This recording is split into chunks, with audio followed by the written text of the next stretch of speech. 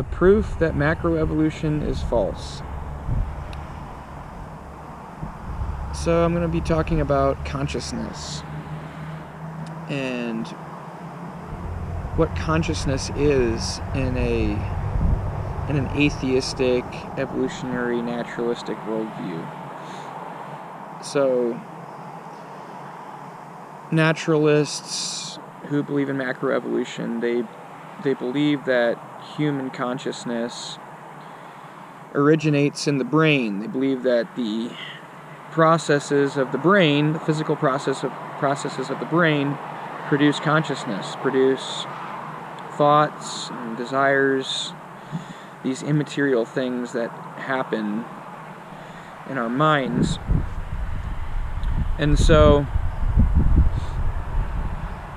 these people are putting faith in the belief that their minds, their consciousness is produced by chemical reactions, physical processes that were the result of billions of years of evolution. Billions of years of evolution have resulted in chemical processes that result in thoughts and mental actions. So the problem with that is, the problem with putting faith in that is, there's no way to know that the chemical reactions in the brain are actually producing a reliable consciousness. There's no way that these naturalists can demonstrate that their mind is reliable and actually gives them the correct perception of reality. There's no way for them to demonstrate that the chemical reactions, physical processes in the mind, in the brain, the physical things moving around in the brain, there's no way that they can prove that those actually produce consciousness that is reliable for determining truth and perceiving the world correctly. How do they know for sure? How could they possibly know at all without relying on their own consciousness? They use a circular form of reasoning in which they use perceptions in their mind to look at the world and look at reality and say, we see all this evidence for evolution, we see all of this evidence, while at the same time they're putting faith in this consciousness that is produced by matter in motion, in gray matter. So the problem is, they have no way of proving that their worldview is true. They have no way of demonstrating that chemical reactions and physical processes produce reliable consciousness. They have to use their consciousness and rely on their consciousness to determine that chemical reactions give them a reliable consciousness. That's called circular reasoning. That is fallacious. Fallacious circular reasoning. That's not virtuous circular reasoning. That's fallacious circular reasoning. And so that needs to be pointed out. And there's no way that these people can prove that evolution over billions of years produced a brain that gives them a reliable consciousness. There's no way that they could possibly prove that, because they're relying on the consciousness that is in question. They're relying on the consciousness and ultimately the chemical reactions and matter in motion that is in question.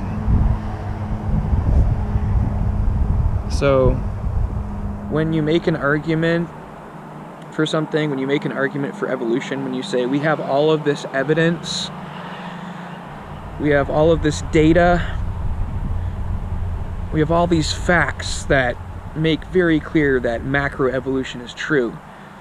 No, you don't. Because for all you know, your consciousness is completely illusory. You're just blindly believing, blindly putting faith in the movement of matter to give you reliable consciousness, but you don't know. Maybe reality is that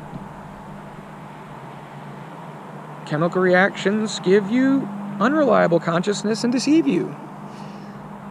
Why do you think that it's necessary for evolution to occur? Why do you think that consciousness is necessary for evolution to continue? There are, like, why would you just blindly believe that consciousness is required in the evolutionary process in order for progression in this so-called survival of the fittest?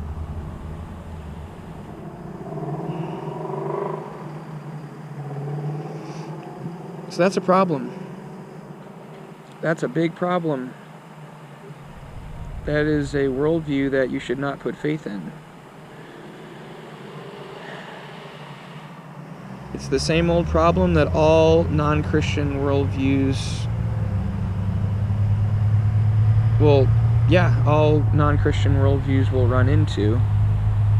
The problem that all non-Christian worldviews run into is the problem of relying on one's own consciousness and reasoning for truth, limited finite consciousness, relying on that for truth instead of looking to Yahweh for truth, trusting in what He says. Everyone has an ultimate authority, and when you put your faith in matter in motion over billions of years as your authority, you can't actually demonstrate anything to be true, because for all you know, maybe the matter moved in a certain way as to produce an unreliable consciousness, and maybe everything that you're perceiving is an illusion. You have no way of proving that evolution is true. And if macroevolution was true, and things did evolve over billions of years, if that was true, you couldn't know that it's true.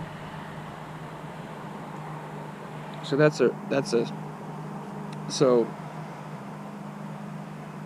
we know that macroevolution is not true because God says it's not true. The one who can justify our beliefs, the all-knowing being who reveals to limited finite consciousness what's actually true about reality. We have to look to Him. And what does the Bible tell us? That God created everything in this world, and it did not form over billions of years through an evolutionary process. So, put your faith in what God says about reality. Open the Bible and read it. Turn to Jesus Christ and be saved from the wrath of God. Today is the day of salvation.